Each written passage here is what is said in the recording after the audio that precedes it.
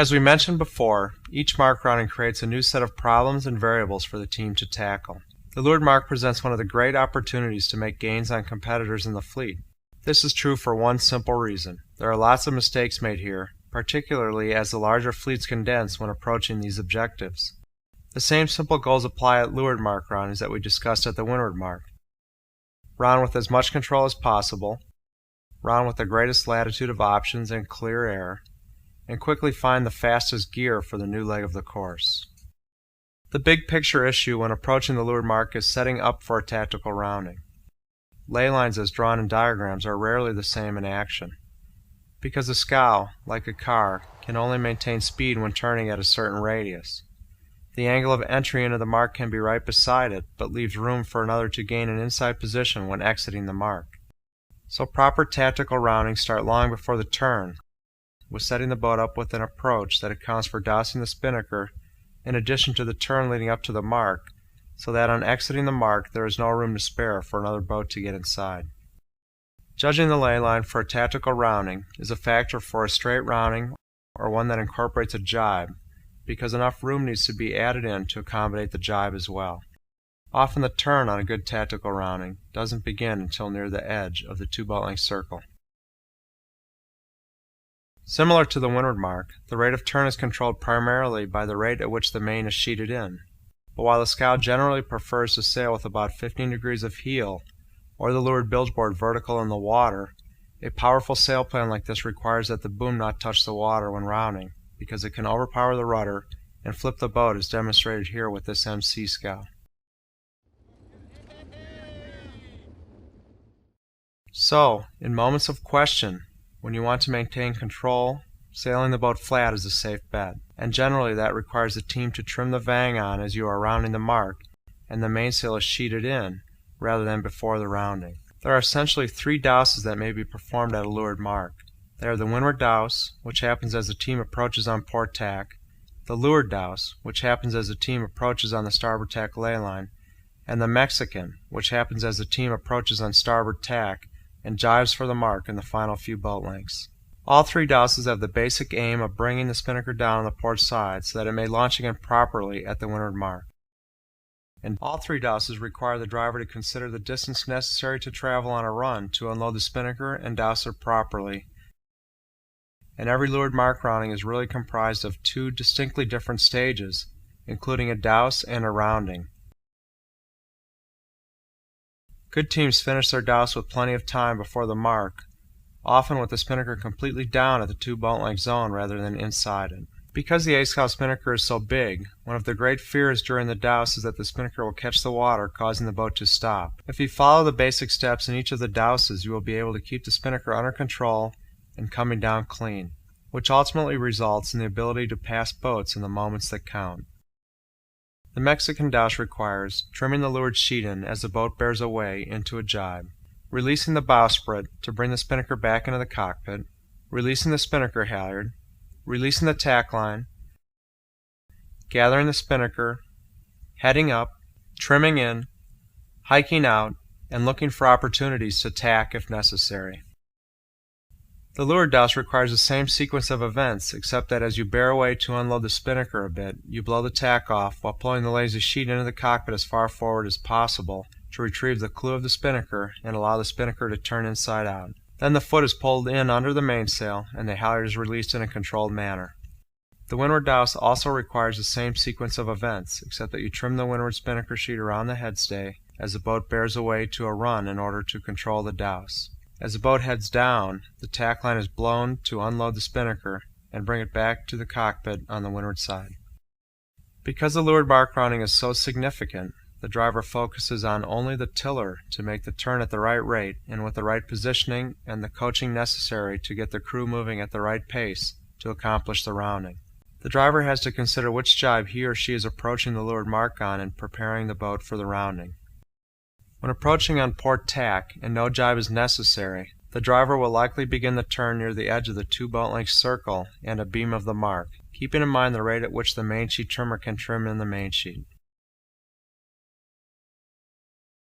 When approaching on starboard tack and a jibe is going to be necessary, it's advised that you perform a Mexican takedown during the jibe. which allows for both a clean and efficient rounding. With an asymmetrical spinnaker this size, you look for every opportunity to unload the sail and douse under controlled conditions. When approaching the leeward mark on starboard tackle line or from an overstood position, it is advised that you perform a leeward takedown. This will most likely be performed well in advance of the 2-boat-length circle, and when done properly, is a takedown that allows the boat to maintain near maximum hull speed at all times. A good main trimmer will trim the mainsail at a rate to assist the turn of the boat around the leeward mark and at the same time maintain control in the rounding. The main trimmer has to be conscious of the route the driver will need to steer in executing the douse, and the rounding, easing the main as the driver steers deep on the windward douse, and jibing the main when executing Mexican, or more importantly, when performing a leeward takedown from an overstood position. While rounding, the main trimmer trims the main sheet to control the rate of turn. After the rounding, the main trimmer is in the straps hiking out and fine-tuning the main sheet for the new upwind course.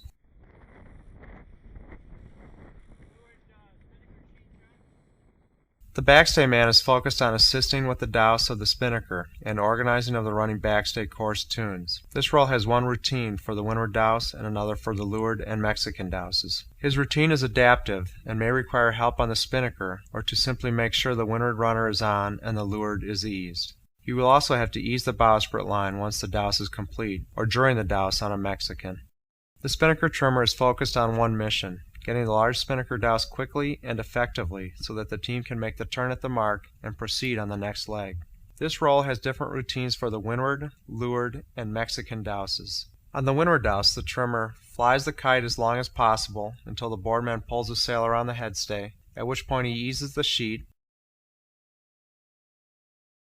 gathers the spinnaker into the boat and into the bag, hikes out, and fine-tunes the running backstay if necessary.